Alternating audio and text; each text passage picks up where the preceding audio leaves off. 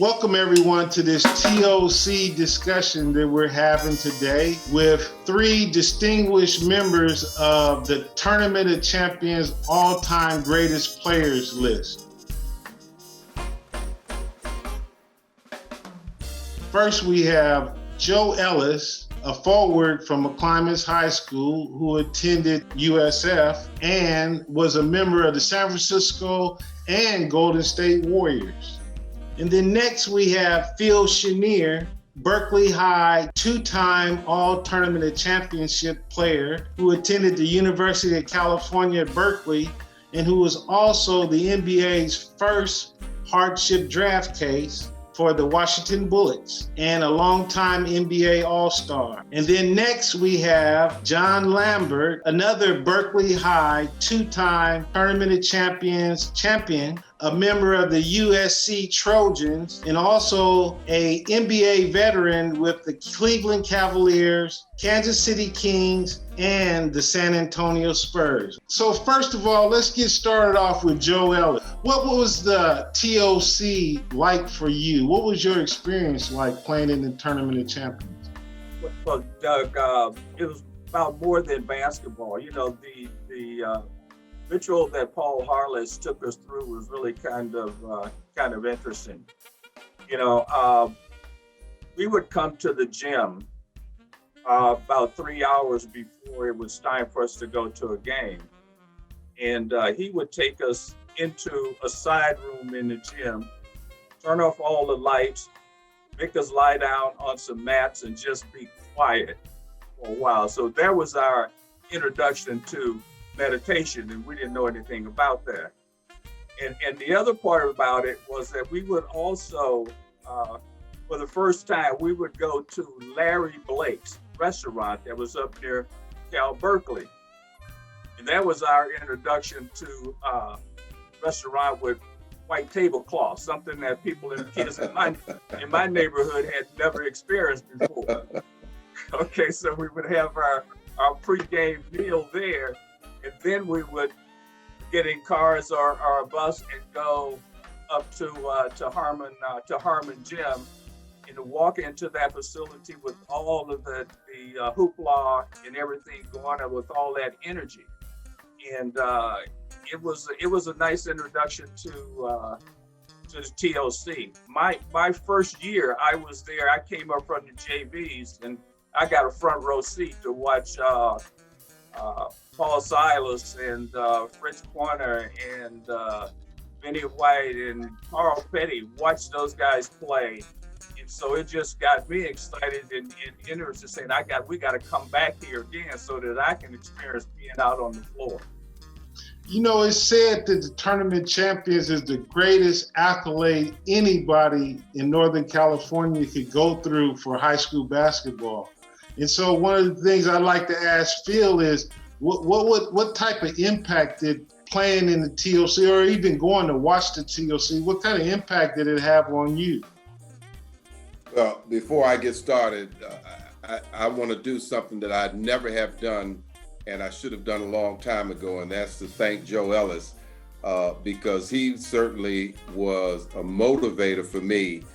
His team, his senior year, that was the first organized basketball game I ever went to. I was in the 7th grade. My dad took me up there to Harmon Gym, and Joe Ellis and McClymonds was playing the championship game against Sacred Heart, I think it was. And Joe was the star of the game, star of the team. And at the end, it was a pretty close game, but at the end, Joe makes a steal, goes down and dunks it. And obviously the crowd goes wild. And that was when the fire became lit for me in basketball. And it was there in Harmon Gym. The place was packed. We didn't even have a seat. I was sitting on the stairs, and they had, it was just packed. And the following year, at this point, I'm definitely coming back. The following year, my cousin's team, which was at Berkeley High, they were in the tournament. They end up playing against McClymonds in the championship game. So naturally, I'm pulling for Berkeley High. But again, great game. Berkeley High had one of the best teams of all time for Berkeley, that is for sure. Petersmeyer, Payne, Billy Robinson, Billy Carr, and I know I'm forgetting a couple of other people. And I mean, at that point, that's all I saw was playing in the TOC in Harmon Gym.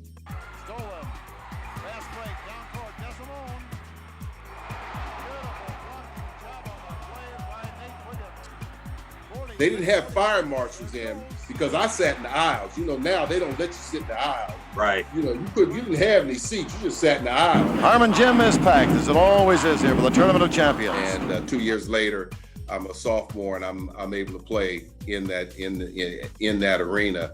And what's interesting is that ended up being the last year they had it at Harmon Gym. The following year, they played at the Oakland Coliseum. But the excitement in there, watching the schools come in with their bands and their cheerleaders, you know, such school pride, and it was really a very exciting experience. And but again, and I played against Joe when he was with the Warriors, and I never took the time to stop and say thank you. So I'm saying that now. Hats off to you, Joe. Thanks a lot, buddy. you lit a fire in me in that whole TOC experience. Should have sent me some of all that. Should have sent me some of all that money you'd make. I tell you what, Joe. If I was making the kind of money they're making now, you would definitely have some. I hear you. I hear you. Thanks, Phil. Now, you know, our discussion that we're having about the TOC is really special for me as being a Berkeley High alumnus myself. But John Lambert, this is your 50th anniversary, and it's kind of in between two anniversaries because your Berkeley High teams won the TOC championship in 1970, and also you came back and won the tournament in 1971. And so, you know, I'd like for you to share a little bit about, you know, some of the memories that you had and how special it was for you to even play in the TOC. Happy to do that. And while we're talking about pilot lights being lit, I can thank both Joe and Phil for having an impact on me, because Joe was playing for the Warriors while Phil was at Berkeley High. And when I was growing up, I was one of the few guys at Berkeley High that actually had access to a car. I would borrow my grandmother's old Ford Fairlane, and I'd pick up Marvin Buckley and Glenn Burke and Dan Pally and all those guys, and we'd go to the Civic Auditorium at the Cow Palace, wherever the Warriors were playing, and watch the pros play. And then we'd go and watch Phil play. And that really got me started. But the one thing, you know, I remember about it was not only being in the stands and watching Phil at the Oakland Coliseum play, but what we don't talk about a lot is what was going on in the community in those days. There was a lot of civil unrest. There was a lot of division between racial issues and you name it. And to sit in the stands and watch Phil Chenier and Doug Kagawa and Carl Shelton and all these other guys put together a team effort on the floor was a beautiful thing to watch. You guys actually brought a cohesion to the community that we couldn't find anywhere else. There was a lot going on in Berkeley in those days. And I think it was the basketball team that really brought people together, and I know it inspired me. So thank you, Phil. I think Berkeley does that, though. Berkeley has always been. I didn't really understand that until I moved back to the East Coast and realized how progressive the whole Bay Area was. Berkeley, Oakland, Richmond, San Francisco, you know, and how that kind of prepares you for life in general. So, you know, I thank John for the kind words, but I think it was our whole community of living and growing up in the Bay Area that was very progressive. You know, I learned about the McClymonds legacy, and I'd like to ask Joe, what was it like to you growing up and seeing this 6-time tournament of championship program at McClymonds High School? What was it like for you to see some of these players as you were growing up and developing as a basketball player yourself? Because McClymonds High School won 6 straight tournament of champions, and that's equivalent to winning 6 state titles for us here in Northern California, because we didn't have a state tournament at this time. Right. So tell me a little bit about what it was like, those legendary McClymonds teams were like, Joe. You know, I really wasn't focused on Mac. You know, I was more concerned about just getting out and playing, because, you know, I saw all of those guys at Defirmary Park. and I got a chance to play against all those guys. Ed Thomas, Howard Foster, Wendell Hayes, James Hatton, the Pointer Brothers, Cha-Cha McKinney, Joe Gardere. I got a chance to play against all those guys at the Farmley Park. So it wasn't really, I didn't really think about the MAC reign at the TOC. It didn't really focus on that until I actually got to MAC. And like I say, that first introduction where I got moved up from the JV to the varsity at the end of the season, when I got there and got a chance to sit on, like I say, a front row seat and see that competition. It was like I say, everybody say, those kinds of things just kind of light a fire under you. And I knew that I wanted to experience that again and actually experience playing in Harmon. Yeah. Doug, that was one of the things about the Bay Area, I think, that was most important about the growth of players in basketball, is that you knew all the other players at all the other high schools. There was guys at Castlemont, a guy named Solomon Marks, there was Kenny Cobb that was over in Richmond, and there were, dozens of guys all over the Bay Area. And we would travel to different cities and drive to different places to see if we could play against these guys. And so to have that experience and then meet up with them in the TOC playing for their respective high schools just made it all the more important. The competition was high. People knew what the reputation was for the school, the coaches, the student body, and to have that environment at the Oakland Coliseum right after it had opened was just a fabulous place to play. John, you played with two great baseball legends coming out of Berkeley, Rupert Jones and Glenn Burke. What were these guys, what were their games like, playing with these guys? These were some phenomenal guards. Well, you're actually leaving out Claudell Washington, who also went to Berkeley High. Right. Who sadly recently passed away. But there were a lot of people at Berkeley High that were multi-sport athletes that just had to make a decision of what direction they were going to go in. Glenn and Rupert, clearly great basketball players, but also phenomenal baseball players. And they understood what it meant to be part of a team and how to fit themselves in with a group of guys and contribute in a way that wasn't selfish, but was, the focus was on winning. So it was great playing with those guys. And like I told Phil last time we talked, those guys didn't really pass the ball all that much. So if you didn't run down the floor, you weren't going to get a shot. So if you saw that I scored points in high school, it's because I was fast on my feet or they missed, one or the other. Hey, John, you were a gym rat also. We talked about that. You used to tell us about your travels and trying to find a good hoop run around. Well, Phil and Joe, you probably know these places. There was always games at the Grove Street Recreation Center. That was one place everybody used to go. And then there was a place called Bushrod and then Live Oak Park. And we used to travel around. I was riding my bicycle all across town to try to find where the games were. And then I'd have to ride home late at night after they turned the lights off at all the parks. And we all did that, though. It's nothing unique. Everybody you talk to in basketball does the same thing. Yeah, we had those summer leagues where we would play Belford. We'd grab all the guys and Belford Believers, put them in that big old Cadillac, pack us in that big old Cadillac, and we go to Live Oak and Shields Park and every place that we could go to find games to play. And at the end of the game, when you guys had a lead, Belford would sub himself in there and shoot one of them hook shots. Remember that? Yeah, what did he say? Come on, get out of here, rookie. Hey, we could almost all agree you really didn't earn your stripes in East Bay basketball without having to either play for or go through Belford. Bless his heart. Yeah. Really. Yeah, he's around a long time. Yeah, but I just thought of something that John made me think about when he was talking about the players,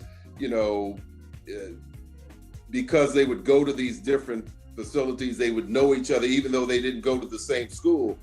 And it's the same way now, but on a much larger scale with the AAU. Because a couple of years back, I was doing something and they had John Wall and had, man, what was the kid's name? I can't think of his name, but he was in Seattle, okay? But he grew up in Seattle. John grew up in North Carolina. And so I'm talking to him. They said, oh yeah, we knew each other from AAU ball. And so, I mean, they're like 12 and 13. Now, one's on one coast, the other's on the other coast, but yet they've come together. They've been able to follow each other the 1 year in high school, in college, because, these guys don't play more than a year in college. But, the same thing, but like I said, on a larger scale. So like Bradley Beal was talking about, trying to think who he was.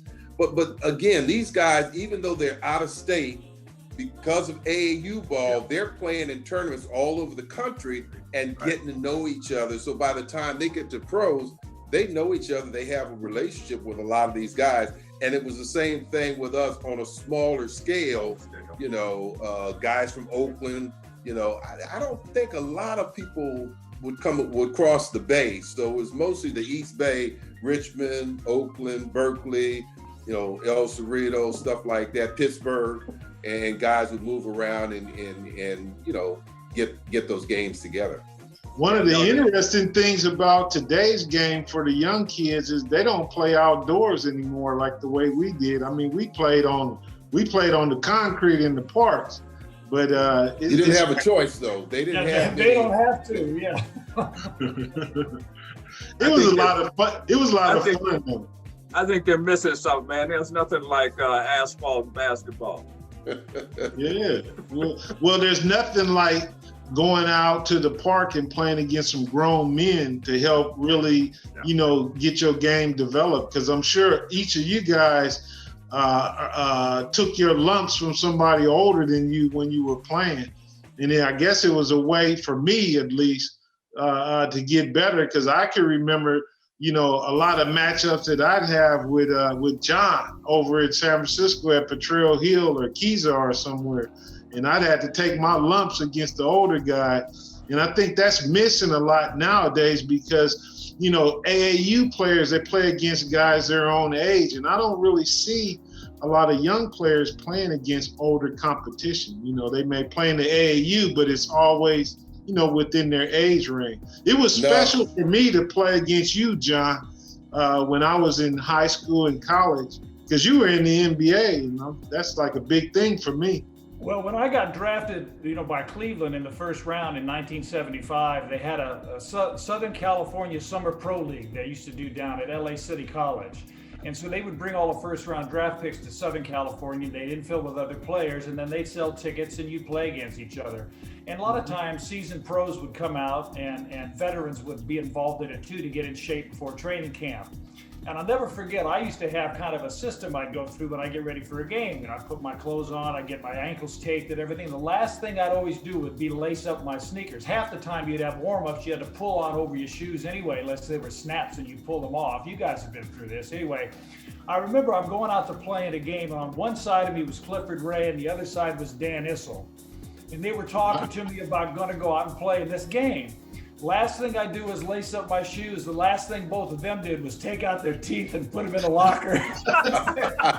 Have a nice game. I said, oh man, I don't know what I got myself into now. Yeah. You may have given up a little too much information there, John. They may hear this and come after you. It's all right. Hey, Phil, what was the interaction like when you got a chance to play against Joe, when you made it to the NBA? It being a person that you admired as a young kid, and then now you guys are facing each other in the pros. Because Joe, you mentioned to me once before that you followed Phil when he was at Cal. But what was that interaction like when you guys would, compete against each other in the NBA? Yeah, I don't think that we really had many conversation. I think there was a lot of mutual respect there. Of course. Well, that's why I said that earlier. Is that I should have said something because when you're young and dumb, and when you get old, you get a little more mature, you get a little more experience, and you recognize the different stepping stones that you had. You realize the impact I had this guy when I was in junior high school that really, even before Spike, got me on. That's when I had gone to see Joe play. You play. I came back and this guy starts taking me out. He has me working left and right, and, doing a lot of things. And and he gave me a lot of good advice, things that I would refer to when I was in my 20s playing with the Bullets, and it dawned on me when I started doing some of these camps, I'd show kids some of the drills that this guy had taught me. And I'm saying, this guy really had a major impact. He never, looked me up when I was playing pro and said, hey, loan me some money because I was the one, he did this because he saw a young kid that liked to play. And here's the interesting story. I had somebody that looked him up. His name was Don Dorlag. And he was a coach and a gym teacher at Willard Junior High School. And I was telling this story to this guy, and he said, I'm gonna find him. Well, this is just at the beginning of the internet, and so this guy went to the internet, and eventually he found Don Dorlag, who was up in Portland. And so I was doing the games by this time for the Bullets. So when we went to Portland, I had him come to the game. Man, we talked for hours. We had lunch together, and it was just a great feeling. It was an opportunity, for me to thank him and he didn't even think about what he had done. It wasn't that big of a deal. And I'm sure each of us, and you too, Doug, you have impact. You have somebody's watching you and seeing all that you're doing. And just a kind word here or there, can really make a difference. So I say that to say, I didn't say anything to Joe. I should have said it then. I'm more than happy and glad that I had the opportunity now to let him know personally the impact that he had. And that was my first eye-opening experience watching, a full-on edge game. Well, I don't know, Phil, that you and I interacted much when we were in the NBA, but one of your backcourt mates at Cal, Charlie Johnson, and I used to run into each other all the time. And when I'd see him on the court, rather than thank him for all the things he did, I'd tell him not to bring that stuff in there. And I bet you he would too, wouldn't he? And he'd come back and say, are you hip to the high rise? Meaning he was going to finger roll it over the top, So we did talk. He was a great guy, man. I credit high school basketball in the East Bay as helping me to obtain an identity of sorts. And I'd like to ask Phil, what role did the newspaper, the Berkeley Gazette, the Oakland Tribune, and the San Francisco Chronicle play in helping you to build an identity, as a star athlete at Berkeley High?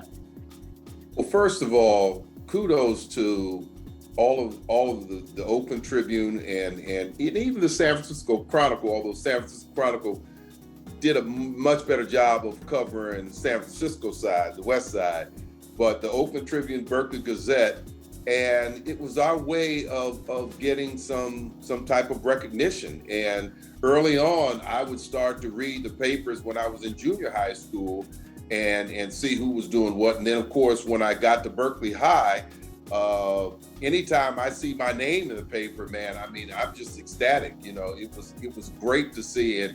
And don't fool around and get one of your pictures in the paper. Then you just, you go all off. But the other thing that I think was really great, and it had such an impact that I started a similar program out here in Maryland, and that was the Player of the Week. Now, they had an East Bay Player of the Week that the Oakland Tribune would handle, but they also had in the Berkeley Gazette, that was the Magini. You remember that one, John? Magini Chevrolet Player of the Week. That was, to be selected as Player of the Week and then go down there to shake the hand of Mr. Magini. And this was a little squat, strong Italian guy that when he shook your hand, he would break your hand. And you couldn't get your hand up far enough so he wouldn't squeeze it. And so that was one of the drawbacks with being named Player of the Week. But it was such a great honor. The coaches would take you up there. And the funny thing is, of course, now with all the litigious situations. Coaches can't drive players certain places, but I know Spike would drive us up to, of course it was just up the street, but other coaches would drive their players at lunchtime and get these awards. And it was really something that obviously made you proud, but it gave you something to shoot for. You wanted to have that recognition. And so now you're practicing, you're playing during the off season, you're playing your games. And I think early on, I think kind of like Joe mentioned about Coach Paul Harless, Spike Hensley was similar. I mean, he really tried to profess team ball and success doesn't come just individually. You have to have that team success. And in that way you get the individual accolades that come along. But the newspapers, like you said, I remember Nick Peters. We look forward to each day picking up a paper and not just seeing our names, but also that was our way to see who else was doing well in the OAL or playing in other games or in the Catholic League. You had Bishop O'Dowd and whatnot. So that's how we would keep up with all the basketball around the East Bay, especially. John, I got a question for you. I want you to tell me what your feelings are about just imagining what a young high school ball player is going through right now, with perhaps not being able to play basketball this season with this horrendous COVID-19 pandemic that we're under right now. What any kind of advice that you could give to a young player in terms of this situation that we're all going through? Well, I think that the part that's probably challenging for a young player is they were able to watch an abbreviated NBA season this year. And Phil, you could probably speak to this as well as I can, but they managed to establish a bubble and was able to keep themselves away from contracting the virus for a period of time, which we all know is important. Now, it worked out pretty well for them, but the rest of us, and you can see now that they're starting to work out again and different people are having dinners with other folks and bringing it to each other. There's really no place you can go. They say 1 in 20 people now has the coronavirus. And as a result, you just have to be extremely cautious. And you're taking a risk anytime you probably come in close contact, especially in sports with all of the contact and the breathing that goes on between each other. So I'm not quite sure what I would do if I was a young ball player now, trying to continue to hone my skills and at the same time protect myself and my family from it. It'd be very difficult.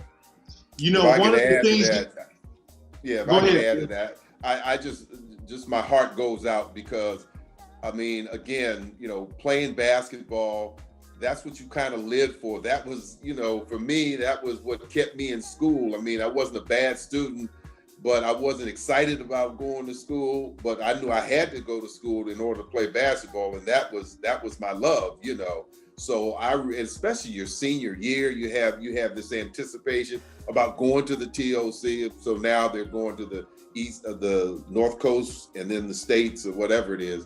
But, to have to miss out on that. And then of course you got your proms and your senior balls that, you really can't take part of. My heart goes out to these players. And then, even at the college level, everything is tainted. Everything is held back. And you don't get to have that full experience that you normally would. And it's something that none of us ever envisioned.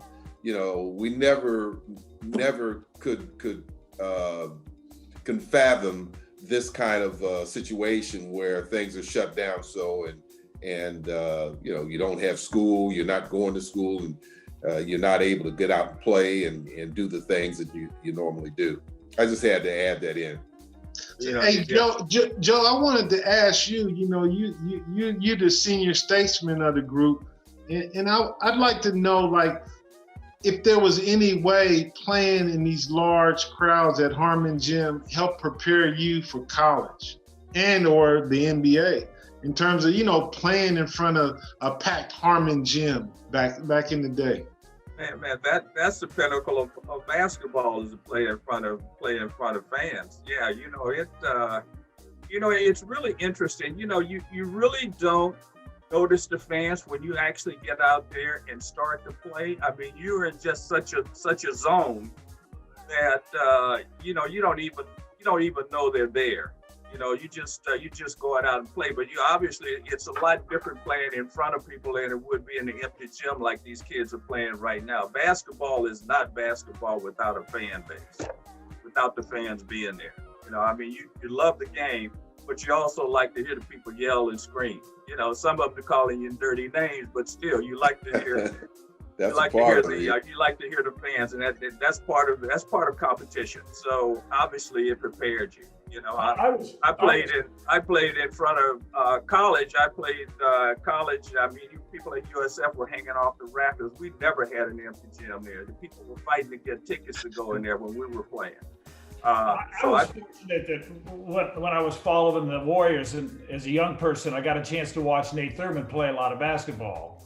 And my rookie year in Cleveland, we had one of the former backup centers at UCLA, or starting centers for UCLA, I should say, Steve Patterson was the center, and he was there through training camp. And one night I was lacing my shoes up next to Steve Patterson, and 2 days later, Nate Thurmond was in the locker room next to me. They had traded.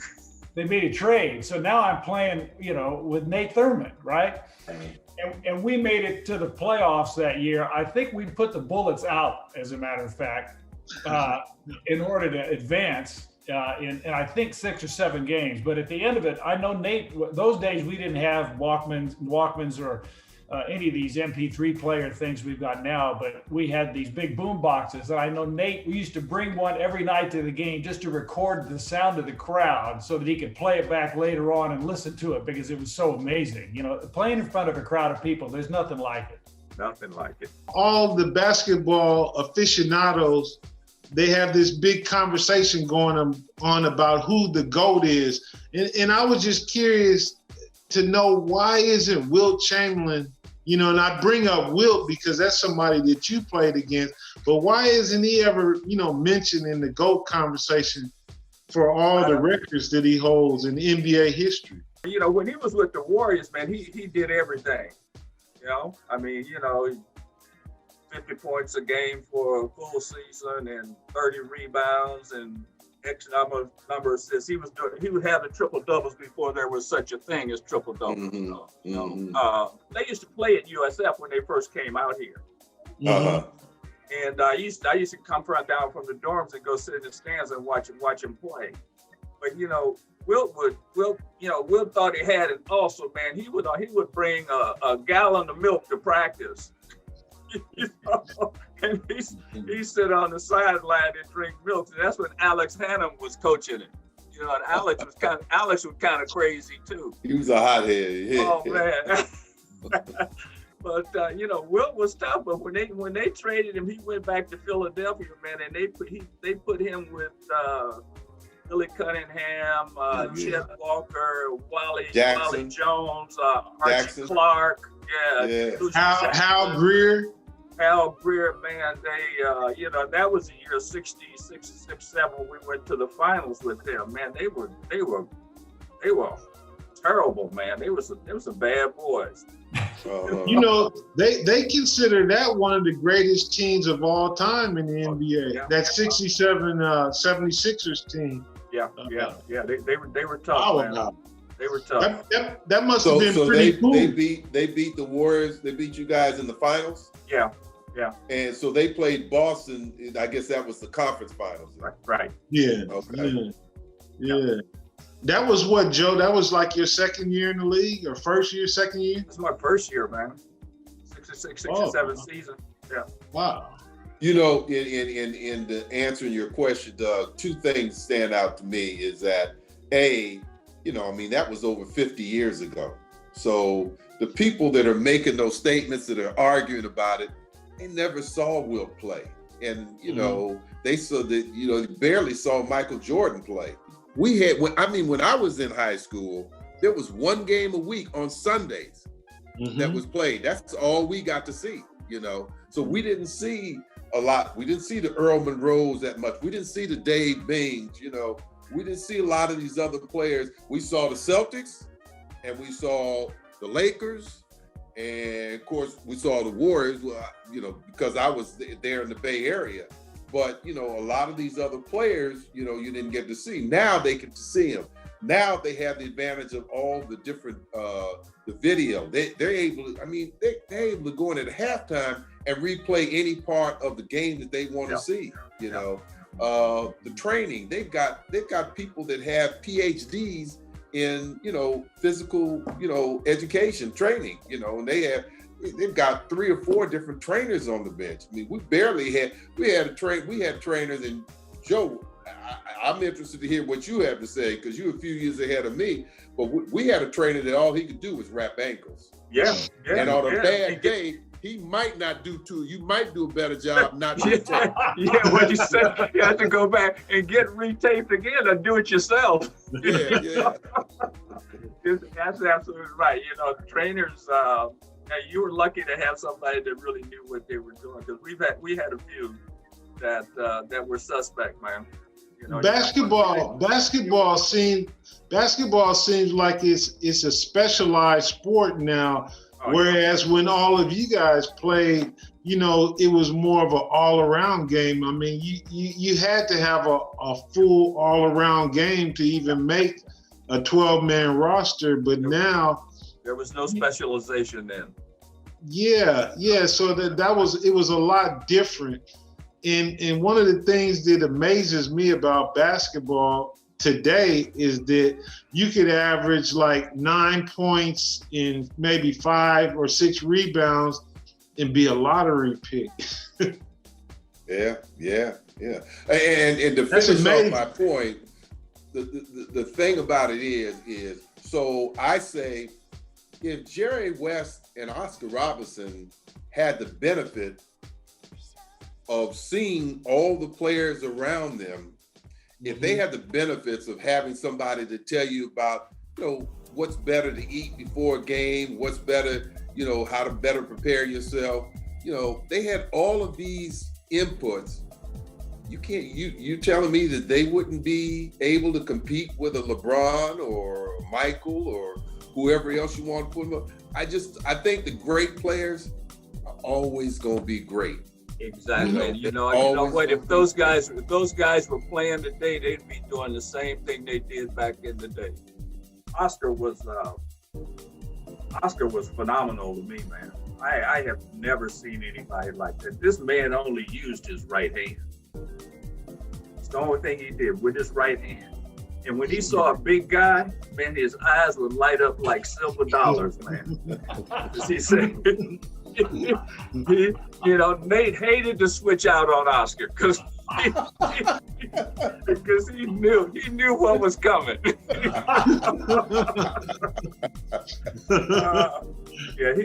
was amazing. But they said the one person that gave Oscar problems, and Oscar admitted this, was Joe Caldwell. Oh, Joe was quick as hell, man. Yeah. Joe was so quick, man. And he was strong, so he could handle that size. Yeah, because Oscar put that big butt on you, boy. There's nothing you could do. Absolutely. What was Nate Thurman like? I know it was at the tail end of his career, John, but what was it like playing with Nate Thurman? Because he was named on that 50 greatest NBA team. Well, it worked out really well. You know, Fitch had a young team in Cleveland, and he was looking for some maturity and leadership. So he brought, and our starting center was Jim Jones out of Marquette. And so he brought in Nate to kind of add that sort of backbone to the team, and it worked really well. I mean, you know, when Nate was on the floor, he laid down the law, and if he only played 10 minutes, there were 10 hard minutes. Wait, whoa, time out. That was the Miracle in Richfield. That's right. You weren't on that team. Yes, I was. I was the Miracle. I was the Miracle. Next time I see you, I'm gonna punch you in your face. Please do. You never said I don't remember you being on, and I know you should have said something. I don't remember you on that team. Actually, I'll send you a video of one of the games where I scored a couple of points and was critical in that game. In the playoffs? In the playoffs? Yeah. Man, I guess I'm older than I thought I was then. You were just focused, Phil. Yeah.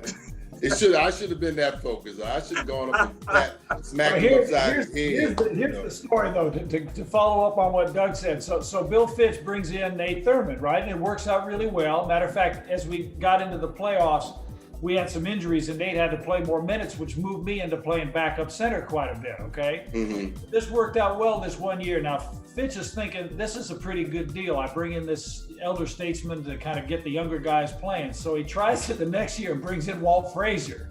I remember that. Now I'm lacing my shoes up next to Walt Frazier, okay? Walt buys a house in the little development I'm living in, so he lives next door to me, and I'm driving to practice in a Rolls Royce in like 4 feet of snow. and Fitch is trying to get him to run suicides and all this stuff, and Walt's having nothing to do with it. I've never, and Walt knew he couldn't do anything about it. I mean, it was like, you know, you yell all you want, but I'm not doing anything.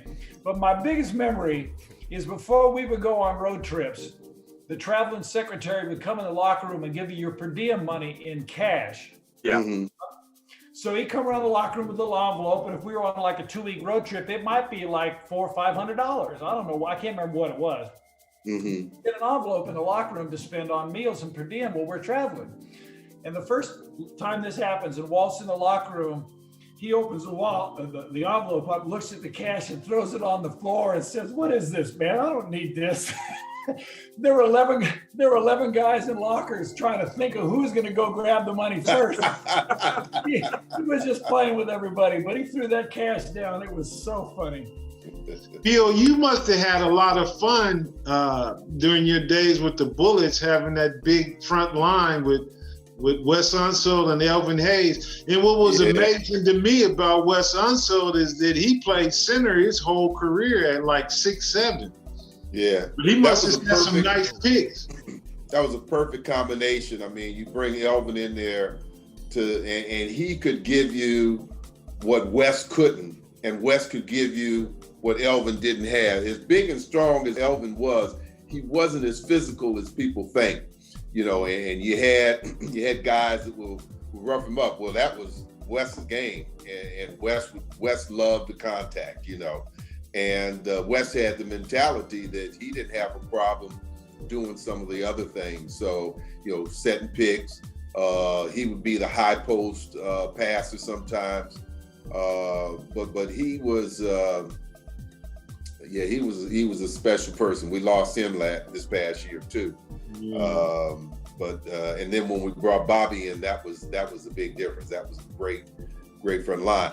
But in something that you said, John, we had Trump for his first 2 or 3 years, and so we had an opportunity to have a front line of Truck, who was quick and strong and explosive. So he could have played the 3 easily, but he could block shots, you know. And then they have Wes and Elvin as well. But I don't think KC wanted to go that way, so we went with Bags. And then Truck was kind of pretty much backing up Elvin and Wes. But there were a couple times when Truck would come in there for some reason, and they would play the 3 of them, and that was pretty awesome. Well, you were talking about the luxury of the current players, and even in the early 2000s, being able to look at videotape and at halftime, or you know, and looking at a play and seeing how they're setting up their offense and so forth. And of course, you'll remember this, but when I came in, you would have you'd have film. There were video film projectors, right? They had a button that would go backward and forward, right?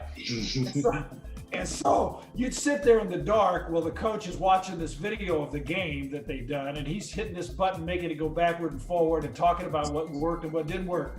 And I'll never forget that I'm playing against the Bullets, and I'm trying to box out Wes Unseld. I got my hands up, my feet are wide, but it looked like there was smoke coming off the bottom of my shoes. He was there, and the coach is hitting the button, going back and forth. Everybody look at Lambert over there. He's really holding him off. I mean, my rookie year, I was never so embarrassed at the video of me trying to stop Wes from getting to the basket. Oh man, those guys were fit. Hey Joe, what was because you were playing that year that that he won Rookie of the Year and MVP. What was he like that first year? Wes Unseld. Oh man, that man, he was amazing, man. I saw Wes get a rebound, turn in midair, and toss that sucker all the way down the court. Yeah. He was a strong dude. He was. Yeah, for somebody that size, man, to be so effective, it was unbelievable. Yeah, and he obviously, by the time I got there, he'd already had a couple knee surgeries. Yeah. So a lot of his mobility was cut down, but he still was just a brute force. Yeah. And he used to have a thing where he would, he'd tell me, he said, look, when the big guy sets a screen on you, keep coming, He said, because I'm gonna step out and I'm gonna hit the guard, and then that'll give you a chance to get through there.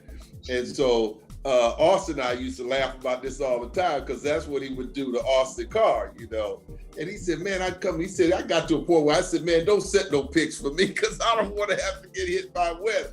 And he would do that, And I remember, I tell you somebody else who impressed me like that was Dave Cowens. So we used to have a play where I would have to go down and set a pick on Elvin's man. Well, Cowens would guard Elvin, And the way these guys played, they kind of, especially Boston, they said, we're going to set the tone. We're going to be physical. And so first play of the game, I go down and set that pick. Man, Dave Cowens lays me out. I mean, just runs right through me. Referee blows the whistle, foul on Dave Cowens. No problem, So next time got five more of those, huh? That was big. That was Big Red on you. Big Red. I'm saying, I don't know if I'm setting this pick on Dave Collins next time. All three of you guys have done some color work on television. You've been doing it for half your life. But John, do you miss doing the color commentary? I did the Kings. I traveled around like Phil did for the Bullets. I did the Kings for 3 years on ABC out of Sacramento. And then I started working for ESPN and Raycom and Prime Ticket and doing college games all over the country. So I did it for about 18 years, and that was enough for me. And I was doing it while I was in my financial services career. And at one point I had to decide, which of these two things do I want to do? And if you're not doing a single team, if you're doing college games, you got to do a lot of research to be prepared for it. You got to talk to the athletic director. You got to find out what the players have done. And it's a full-time job. Anybody that handles sports and can be asked questions, on a live television program, it's a challenge. But I've got some pretty good stories to tell of interviews that I did after the game where somebody said something they shouldn't have said, and I thought, oh man. Hey Phil, can you tell us a little bit about your podcast that you have going on right now? You got a real interesting project with your show that you have. Well, we had my partner Steve Buckhantz and I been doing the games for the Bullets and Wizards for the last 22 years. And, like anything, they decided to make a change. So we had a lot of support from fans that want us still here. So people came up and said, why don't you do a podcast? So we did that. We started, I think sometime in August, right around the time that they started up the bubble. And so, I mean, we obviously talk about, it's called On the Road with Buck and Phil. And he's a very interesting character, and he has a lot of idiosyncrasies that I can't help but laugh. I mean, here's a guy, you know how it is. You have a back-to-back. So now with them traveling charter, you leave right after the game, go in, so we may get to a hotel at 1 a.m. And he's wondering about his room. Does his room have a view? Is his room this and his room that? And I'm saying, we ain't gonna be here, but all you're gonna do is go to sleep and get up. We go to the game and then we leave from there. Why do you have to have a room like this? He's got to have feathered pillows, So we tease him all the time, and he takes it, he takes it. So we've kind of, over the years, developed this real good chemistry. And so we talk about our experiences on the road. This conversation that we have, and it's real special for me because at some time or another, each of you have helped me out. You guys, all three of you guys appeared in the documentary film about the Tournament of Champions. And Joe, you've been involved with different events and basketball benefits that I've been a part of. Phil, we retired your jersey together and had a nice, wonderful roast for you at Berkeley High. And John, you've always been supportive and helping me out with all my ventures in the community. And so this has really been special to get us all together and have a nice conversation about the TOC and basketball in general. And I really appreciate, all of you guys taking your time. And I'd love to do this once again. And I think maybe we should close by maybe each of us reflecting back on maybe some friends or some fans, any kind words that you guys might want to have for someone who might be watching this today. Well, I'd like to go first and just, Phil, I don't know if you've heard of how Spike's condition is since the last time we all got together, but he was such an important person for me because it was really the first organized coaching that I had when I came in to become a basketball player. And he was so positive in the way he approached the game. He wasn't wasn't a big X and O guy as much as he talked about your strengths and how to work on those. It wasn't what you didn't do well that you had to improve on, but what you did well, you had to continue to do. And he really helped me get to the next level. He was also very important in coordinating the recruiting I got going into college and helped me decide where to go when I got out of Berkeley High School. So I just like to raise up Spike Hensley as one of those people that was really important in my life. Well, I was just going to follow that up with John and say, I second that. Big part. He had the vision to see, not just because I was one of the taller ones, put me down in the hole. He gave me an opportunity to expand my game. I think about two people that aren't here that I always have to mention. That's Carl Shelton and Earl Robinson, my college coach. Earl was always a mentor. But all the guys I played with at Berkeley High, Langston, Richard, Doc, Doug, Jim Skills, Johnny Young, all these guys still are in the Bay Area, or some of them in the Bay Area. And then in college, I played with Ainsley Truitt, and Floyd Jackson. In fact, them and Cliff West, we're supposed to have a Zoom podcast after this, just the three of us, four of us, we get together and, just have a good time. So those things are very important, very memorable. And Doug, you do an outstanding job. I've seen a number of your documentaries, so keep up the good work. And I was happy to be a part of this. How about you, Joe? You got any last comments before we? Yeah, that you do a great job, Doug. Paul Harless obviously had a very significant impact on who I am today. He gave me some really good advice. He nurtured me, and the other person that I really want to shout out to is Bill Patterson.